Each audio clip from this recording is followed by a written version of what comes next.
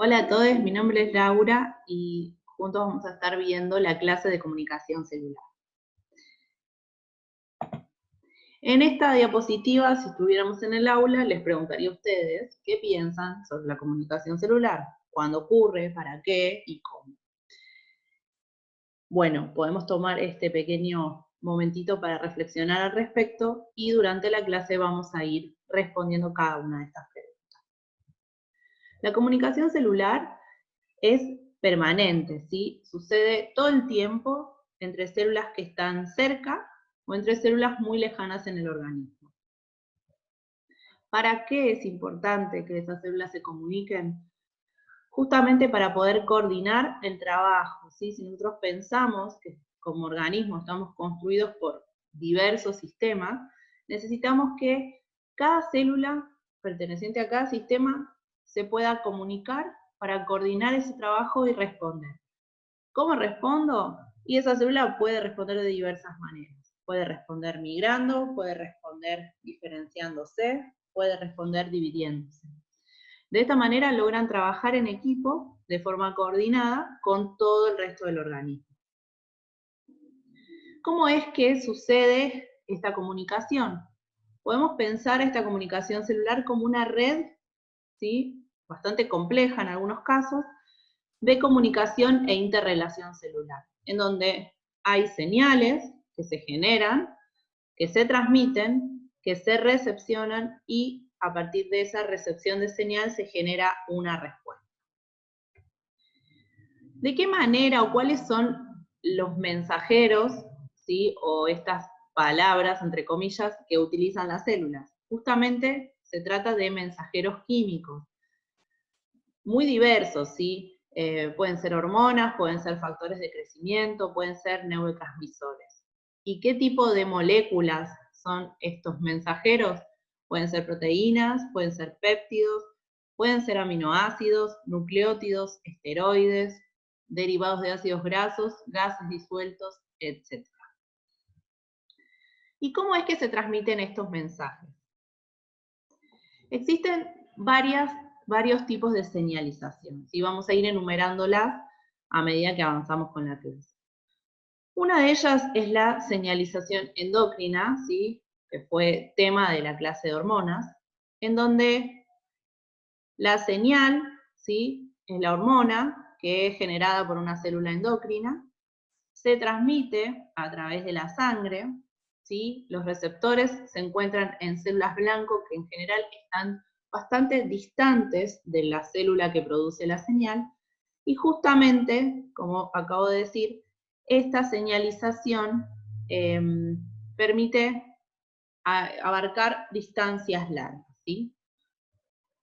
Un ejemplo de esto es justamente la secreción de hormonas por distintas glándulas endócrinas. Como ya han visto en la clase de hormonas, hay todo un sistema de glándulas endócrinas que producen hormonas y esas hormonas son liberadas al torrente sanguíneo hasta poder llegar hacia la célula blanco o célula diana.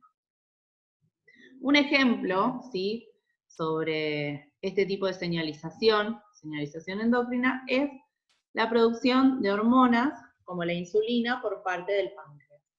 Esta insulina que produce el páncreas es importante para poder hacer que las células capten, ¿sí? La glucosa que es ingerida, ¿sí? Durante la alimentación. Esa glucosa va a ser almacenada o utilizada en distintos órganos y en distintos tejidos, y a partir de este trabajo de la insulina se puede mantener un nivel de glucosa en sangre en un rango de valores normales. El siguiente tipo de señalización es la señalización parácrina.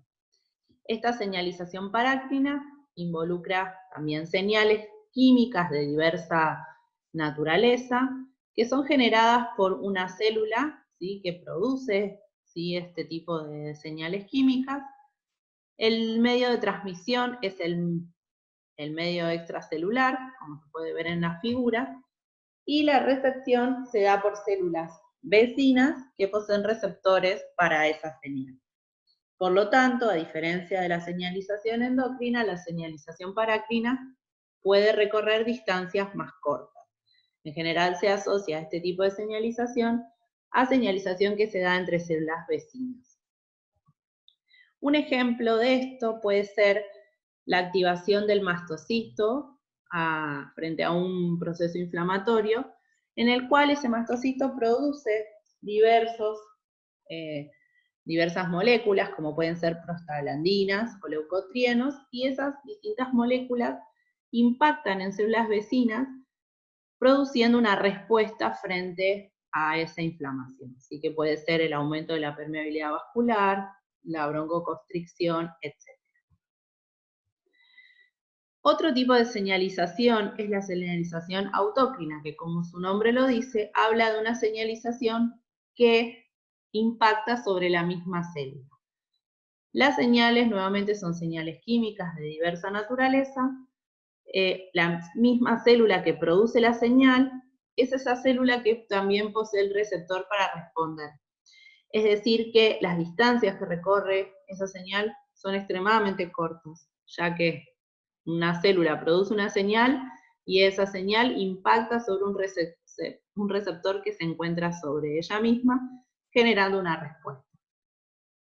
La transmisión se va a dar en el medio extracelular, y un ejemplo de este tipo de señalización puede ser la cicatrización de heridas, en donde distintas células, como pueden ser células del sistema inmune o fibroblastos, producen factores que impactan sobre sí mismas para poder generar esta cicatrización de heridas.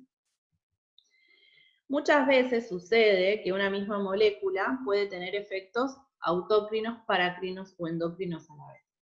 Un ejemplo de estas moléculas es la histamina, ¿sí? Y vamos a ponerlo en el contexto de una picadura de abeja. Esa histamina puede tener efectos endocrinos, ¿sí? Induciendo la constricción de los bronquios. También puede tener efectos paracrinos, induciendo la inflamación en el sitio donde sucedió la picadura. Y también puede tener efectos autócrinos cuando impacta sobre la misma célula productora de histamina para regular o frenar su propia producción. Después existe un tipo de comunicación celular que se llama dependiente del contacto. En este caso, la señal se va a encontrar anclada en la membrana de la célula que produce esa señal. Y van a existir otro grupo de células que poseen receptores, ¿sí? Que son específicos para esa señal que se encuentra anclada en membrana. En este caso, podríamos decir que no hay un medio de transmisión, ya que el contacto es directo entre una célula y la otra, y por lo tanto el recorrido de esa señal son distancias extremadamente cortas. Este tipo de señales están muy presentes en el desarrollo embrionario y también en algunas respuestas del sistema inmune, como por ejemplo algunas respuestas que están relacionadas con los linfocitos T y células que están infectadas, en el cual es necesario que exista una unión directa, ¿sí? Entre los ligandos que se expresan en membrana, las señales que están ancladas en membrana, y el receptor de la otra célula para que ocurra un efecto o se observe una respuesta. Otro tipo de señalización es la señalización neuronal, que se va a dar en particular en las neuronas, y que va a presentar dos tipos de señales diferentes. Una de las señales van a ser los iones, y otras del tipo de señal van a ser los neurotransmisores. Cada una de esas señales va a generar distintas respuestas, ¿sí? O distintas clases de respuesta. Los iones van a estar asociados con un impulso nervioso y van a tener relación con uniones muy estrechas entre las dos neuronas, ¿sí? Y la que se da por señales tipo neurotransmisores van a desencadenar una cascada de señales que va a estar asociada a receptores. Como ya sabemos, las neuronas van a inducir respuestas que recorren distancias largas y en general muchas de sus respuestas son muy rápidas y muy específicas. Para poner un poco en contexto esto del impulso nervioso, tenemos que tener en cuenta que existe una célula que se va a llamar presináptica y una célula o neurona postsináptica. El impulso nervioso va a ir desde la célula presináptica hacia la postsináptica y en el espacio que existe entre ambas células, como vemos acá en el círculo más agrandado, podemos ver que hay liberación, ¿sí?, de neurotransmisores, ¿sí?, que van a impactar sobre receptores que se encuentran en la célula postsináptica y eso va a generar una respuesta en la célula postsináptica. Por lo tanto, podemos decir que esa comunicación sináptica es un mecanismo muy especializado de comunicación entre dos células en un espacio muy pequeño, que sería, como vimos acá, esta hendidura sináptica. Es una comunicación rápida, muy eficiente, puede, digamos, ser de tipo eléctrica o tipo química.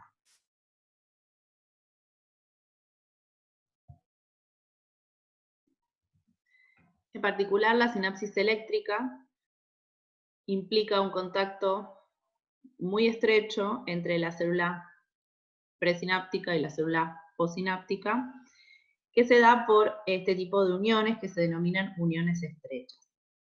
A través de estas uniones estrechas se va a transmitir un mensaje a través del pasaje de iones, ¿sí?, a través de estos canales o poros que se generan entre una célula y la otra.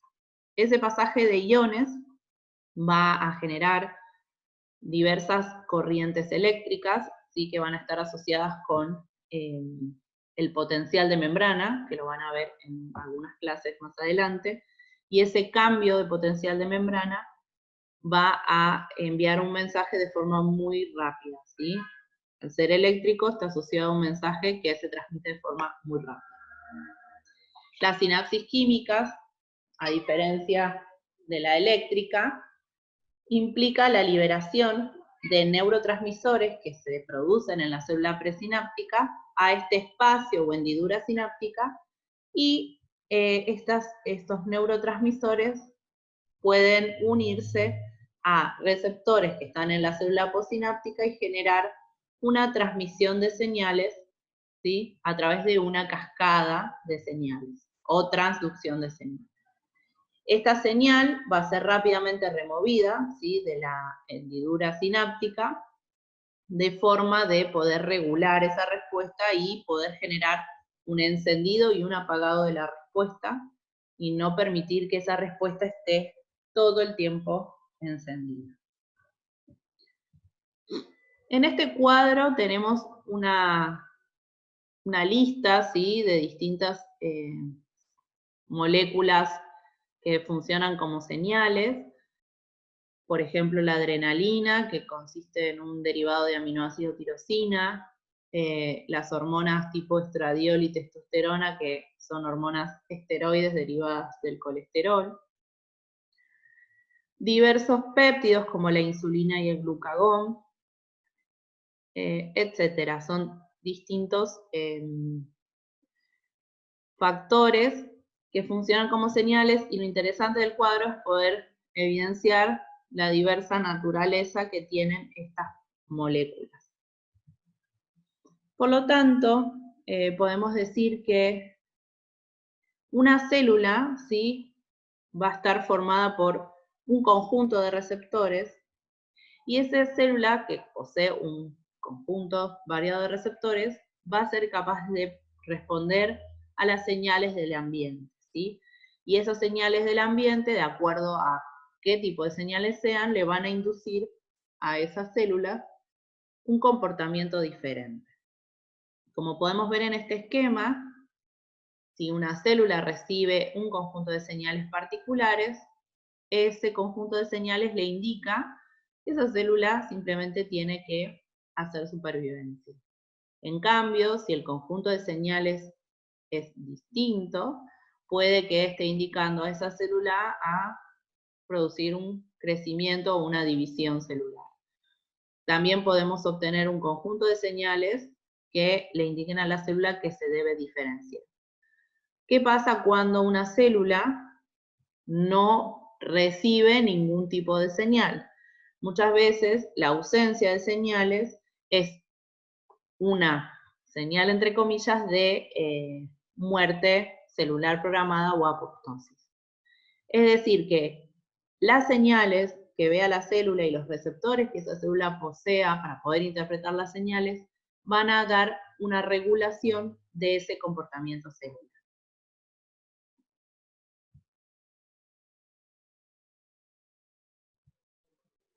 Muy bien. Entonces, como dijimos previamente, la capacidad de respuesta que tenga una célula va a depender principalmente de sus receptores, ¿sí? Receptores que son específicos para cada señal.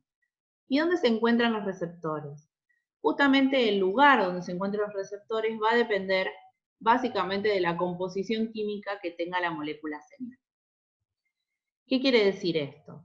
Que si la molécula señal es hidrofóbica, va a tener esas células receptores que pueden estar dentro del citosol o incluso en el núcleo. Que una molécula tenga características hidrofóbicas implica que puede atravesar la membrana plasmática. Por lo tanto, podemos encontrar los receptores dentro de la célula. En cambio, si la molécula señal es hidrofílica, los receptores van a estar sí o sí en la membrana plasmática. En el caso de las moléculas hidrofóbicas, como dijimos recién, vamos a tener receptores intracelulares, ¿sí? La hormona va a difundir a través de la membrana, vamos a tener en la membrana un receptor inactivo que a la unión de la señal va a activarse y va a dirigirse hacia el núcleo y va a regular la expresión de diversos genes. En particular, para el caso de todas las hormonas hidrofóbicas, como pueden ser las hormonas esteroideas y tiroideas, esa hormona ingresa a la célula por difusión, se une al receptor y de esta forma lo activa. Ese receptor va hacia núcleo si estaba en el citosol o permanece en el núcleo si era nuclear, se dimeriza, ¿sí?, con otro complejo receptor señal, se unen al ADN en distintos sectores de unión al receptor y de esta forma, al unirse al ADN, pueden regular, ya sea por activación o inhibición, de la expresión de diversos genes. ¿Sí? ¿Qué pasa con los gases? ¿Sí? Que son otro tipo de señales que pueden ingresar a la célula por difusión. Es el caso del óxido nítrico, en el cual activan directamente enzimas intracelulares. ¿Sí? En el caso del óxido nítrico, se va a activar una enzima que se llama guanilato ciclasa, y esa enzima, una vez activada, va a inducir la relajación del músculo liso. Entonces, el óxido nítrico se produce en las células endoteliales. Ese óxido nítrico difunde a través de las membranas y va a ingresar a las células del músculo liso, de ese vaso sanguíneo, y dentro de esa célula de músculo liso se va a unir a una enzima que se denomina guanilato ciclasa. Esta guanilato ciclasa va a convertir el GTP en GMP cíclico, y ese GMP cíclico va a inducir una relajación rápida de las células del músculo liso, generando vasodilatación.